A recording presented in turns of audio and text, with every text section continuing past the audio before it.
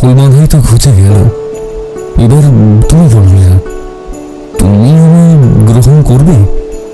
আমাকে আর সংকোচের মধ্যে ফেলে রেখো না, আমাকে সুখী করো।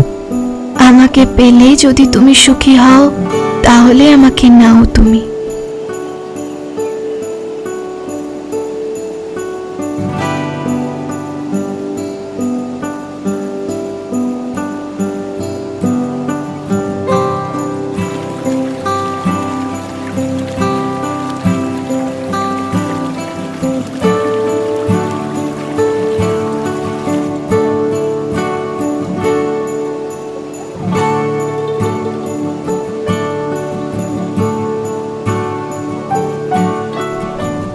আচ্ছা লীলা, আমি এখনই তোমাদের বাড়িতে যাই, চলো।